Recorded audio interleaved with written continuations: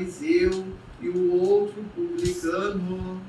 O fariseu de pé orava assim em seu íntimo: Deus, eu te agradeço por não ser como os outros, ladrões, desonestos, adúlteros, nem como esse publicano. Jejuo 2 vezes por semana e pago o dízimo de toda a minha renda. O publicano, porém, ficava à distância e nem se atrevia a levantar os olhos para os céus, mas batia no peito, dizendo: Meu Deus, tem compaixão de mim, que sou pecador.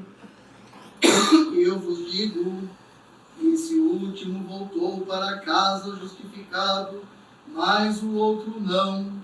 Pois quem se eleva será humilhado, e quem se humilha será elevado. Glória a ti, Senhor. Glória a ti. Em nome do Pai, do Filho e do Espírito Santo. Amém. Hoje é um evangelho que ele ainda continua tendo uma ligação com o evangelho do domingo passado, que se falava de um cobrador de impostos também, chamado Zaqueu. Nós vimos que o Senhor foi à casa de Zaqueu e Zaqueu assumiu todos os erros que ele fez e devolveu até 4 vezes mais. Zaqueu ficou sem nada. E aí no domingo de hoje, o Evangelho traz de novo 2 personagens, um fariseu e um publicano. Nós vimos que os 2 estavam no templo. E o comportamento de um, geralmente, muitos dos convertidos, eu acho que 90%, tem esse costume. Senhor, eu faço tudo correto, estou sempre na igreja, procuro ler todos os livros, dou o dízimo para a igreja,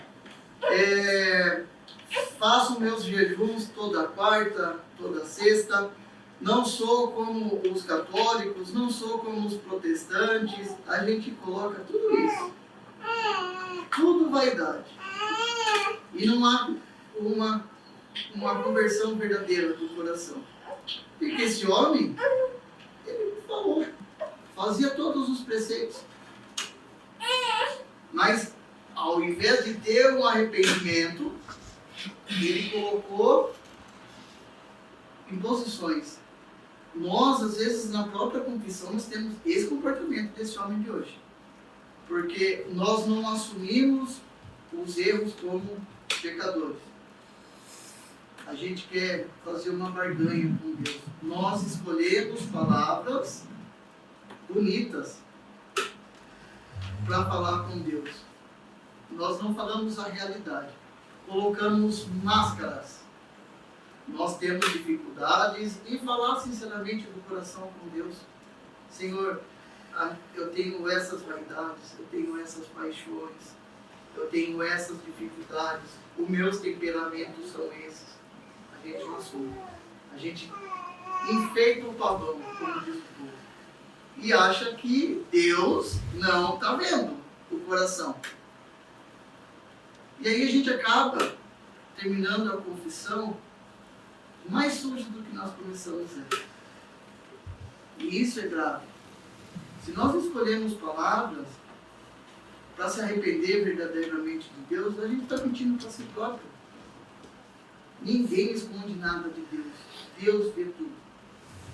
E nós vemos um outro exemplo de um homem que, ajoelhado, não conseguia nem olhar para cima.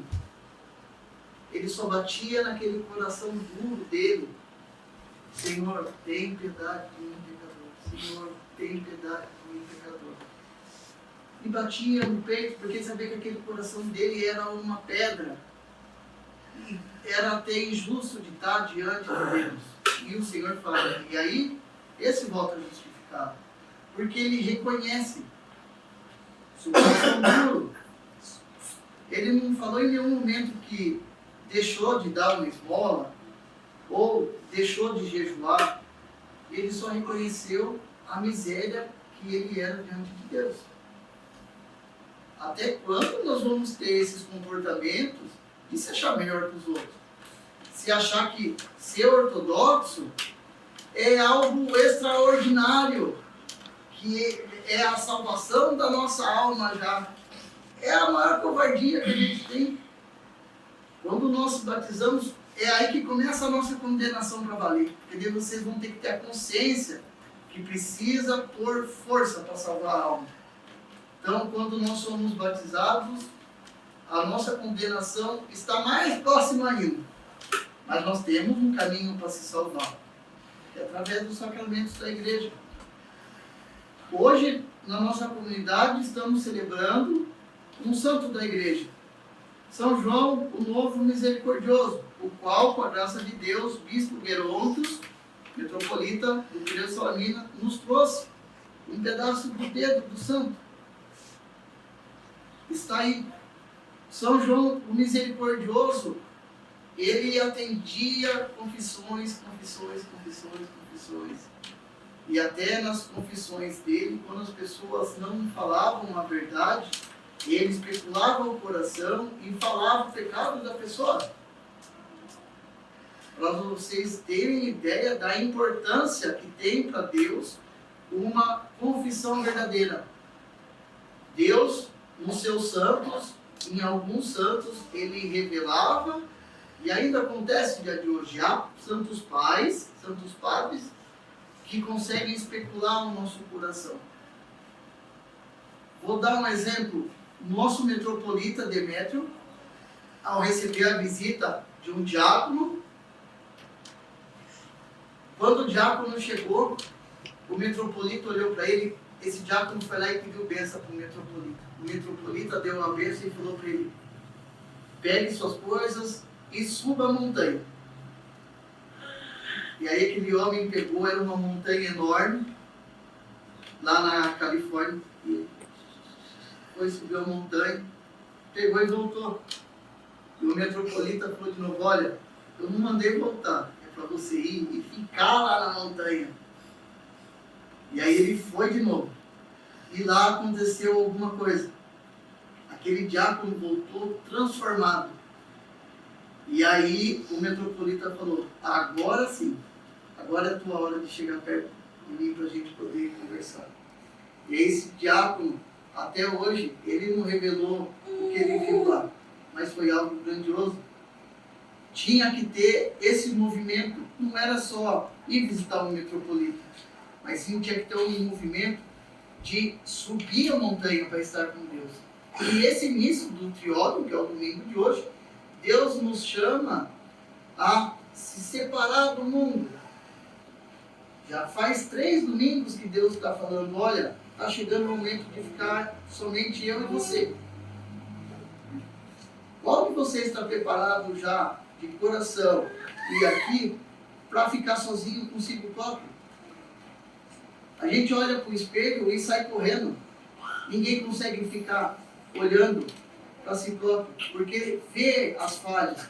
Quando nós encontramos com algumas pessoas que têm o mesmo perfil nosso, a primeira coisa que a gente fala: não gostei dessa pessoa. Por quê? Porque esse é o espelho. E aí incomoda. A gente tem que olhar para si próprio e ver Cristo. Será que as nossas ações são de Cristo? Será que as pessoas, quando olham para nós, vê o Cristo?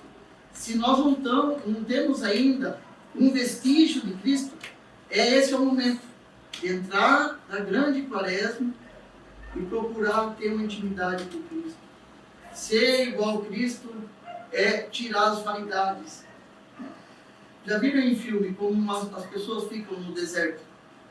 Como elas saem do deserto? Tudo sujo, roupa tudo rasgada, cabelo tudo bagunçado. Olha aqui, ó, o ícone de São João. É assim que a gente tem que estar. Quando a gente está diante de Deus, tem que aparecer as nossas impurezas, o nosso coração duro. Hoje também nós celebramos o translados da relíquia de nosso pai São João Crisóstomo, que quando chegou na cidade, o caixão com o corpo incorrupto do pai João Crisóstomo, as pessoas pediam a bênção de São João Crisóstomo morto, e da boca dele saiu as palavras de bênção. Um dos maiores santos da ortodoxia, que nós rezamos literalmente a liturgia dele o ano inteiro.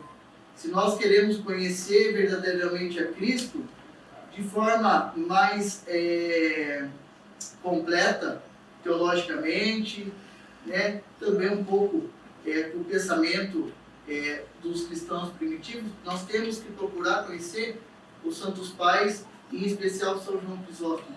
E hoje também, por graça divina, nós celebramos a festa dos novos mártires da Rússia.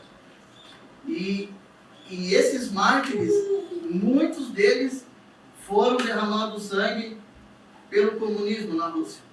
Há padres que eram mortos dentro das suas igrejas e jogados os corpos nas ruas. Há padres que foram crucificados em cima da cruz do altar. Há padres que foram abertos a sua barriga e tirado um filho do ventre das suas esposas, das mágicas, e colocado dentro da barriga desses padres. Esse era o martírio. E ainda continua acontecendo. E com a graça de Deus, na instituição dessa festa, se nós formos buscar a foto oficial daquele dia, o Vladica Gregório ainda era padre. E ele estava lá, segurando o ícone da festa. Padre Thomas, pai de nosso bispo, estava junto na constituição dessa festa. Então, é uma festa que tem muita intimidade com a nossa igreja, qual a nossa sucessão apostólica veio através deles. Então, é o dia de pedir a força desses mártires para que nós consigamos entrar nessa grande quaresma. Né? O triódium já é quaresma. Os domingos que antecedem já nos falava: convertei-vos e credes no Evangelho. Então, se nós não se convertermos ainda, hoje o Cristo nos chama a se converter, para que nós possamos entrar nessa grande quaresma com força e energia, porque pode ser a nossa última quaresma. No último domingo, antes da grande quaresma, a gente vai ter que pedir perdão um para o outro. Será que o nosso coração está como? Se nós vamos ter que pedir perdão um para o outro verdadeiramente, nós precisamos pedir primeiramente perdão a si próprios. Olhar para as nossas falhas, olhar para o nosso coração. Que o nosso coração não seja de pedra, mas sim se torne uma carne verdadeira, e que o nosso coração possa um dia sangrar como sangrou o coração de nosso Senhor Jesus Cristo. Louvado seja nosso Senhor Jesus Cristo. Assim seja louvado.